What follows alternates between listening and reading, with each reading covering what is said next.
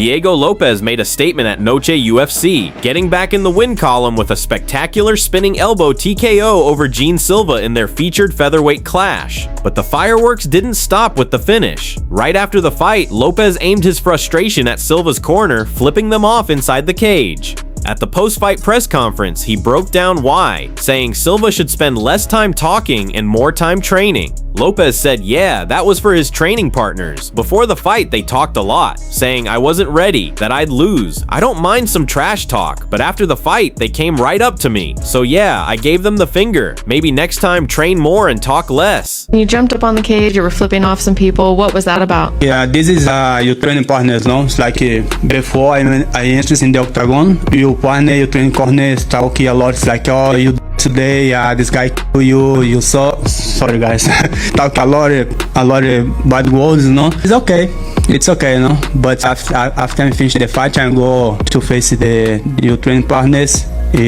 Sorry, I show my things for these guys. Maybe train more, talk less, train more. And here's how the MMA world reacted to Lopez's big win over Silva. Dan E.G. tweeted, "That was crazy." Terrence McKinney posted, "Spinning elbows are trending right now."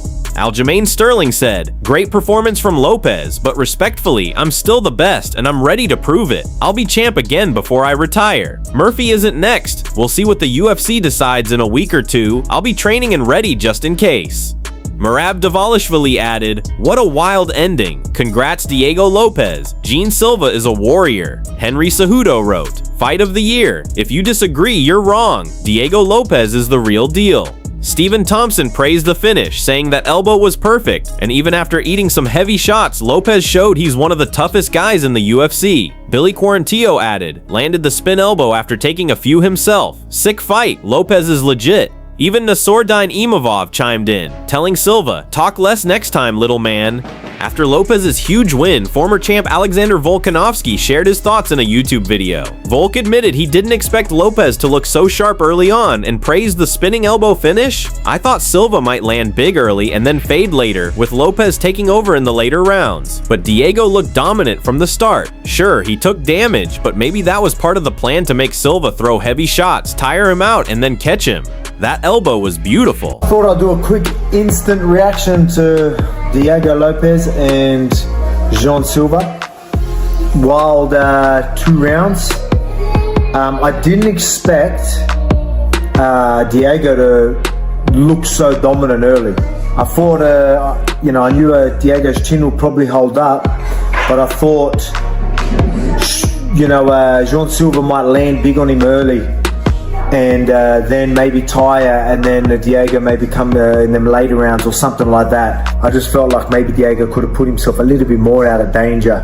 But anyway, he got the job done. Maybe he wanted to be in front of him, make Jean Silva, use his energy, fire big shots, knowing that he's going to get careless and eventually catch him like he did. Spin an elbow, beautiful, while he was chasing coming in. So whether that was a part of the plan, knowing that he was going to be there, maybe try and be more defensive, block a lot of the shots, wear him down.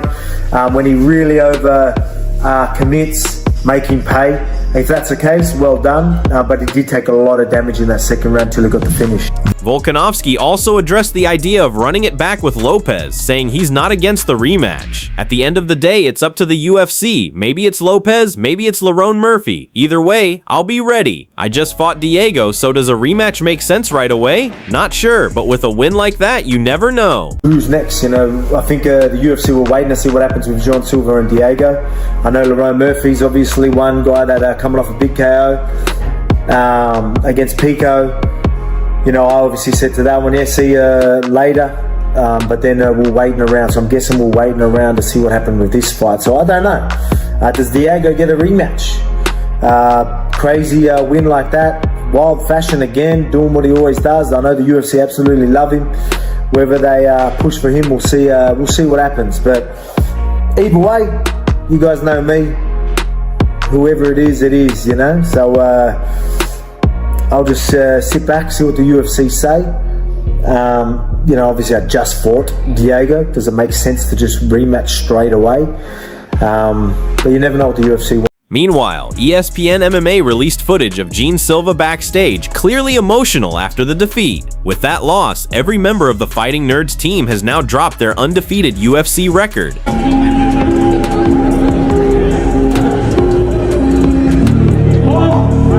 In boxing, Terrence Crawford pulled off what many thought was impossible, defeating Canelo Alvarez in their super fight. Crawford became a 3-division undisputed champion, winning by unanimous decision. The combat sports world was buzzing. Here are some reactions.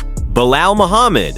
Crawford did it. Aljamain Sterling. Bud did that. Michael Chiesa. Congrats. The MMA guru. People are shocked, but I've been saying this since the Bilal fight. Canelo hasn't looked sharp since 2021. Derek Brunson scored at 118 for Crawford. Firas Zahabi said Crawford deserved at least 9 rounds. Jason Miller joked, Crawford made Alvarez look like Glass Joe. Alan Jaban added he gave Canelo maybe 3 rounds. Johnny Eblin. Bud schooled him from start to finish. He's the GOAT. Adrian Yanez. Crawford is one of the greatest ever. At the post-fight press conference, Crawford said moving up 2 weight classes didn't hurt him. If anything, he felt stronger. I was the stronger man and I punched harder. People made too much about the size difference. Truth is, me and Canelo are about the same size. He's a little shorter, my arms are longer, so I never saw it as a huge mismatch. I was stronger, I punched harder, and that was just it. You know, a lot of people put too much into me moving up in weight and things like that, but like I told y'all once before, Canelo is not a big guy. You know, he's a smaller guy fighting in a big weight class. You know, me and him is practically almost the same height. I'm a little taller, my arms longer than him. You know, he got a little wider frame, but he's a little shorter. But all in all, you know, we're around the same size. So by y'all saying, oh, Canelo's this massive size, it was kind of like disrespect.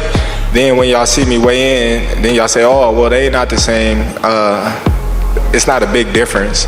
Switching back to the UFC, Ilia Topuria gave an update on his next fight, but it wasn't great news. At a press conference in Spain, the lightweight champ revealed he hasn't even started talks with the UFC. Still, he said he's open to facing Paddy Pimblett, Arman Tsarukyan, or Justin Gaethje. Rivales posibles de peso ligero que más suenan, que serían Paddy Pimblett, Arman Tsarukyan y Justin Gaethje. Has dicho que no sabes quién será tu rival, pero yo quería preguntarte quién crees que es el que más se lo merece y aparte, ¿cuál es la pelea que más te gustaría hacer? Realmente no me importa a cuál de los 3 me voy a enfrentar, es simplemente unos acuerdos con la UFC. Realmente tampoco hemos entrado en la negociación sobre mi próximo combate, pero en cuanto me llamen, ellos eligen siempre el nombre, a mí no me importa. Topuria also said he's confident he can convince Dana White to let him cross over into boxing down the line.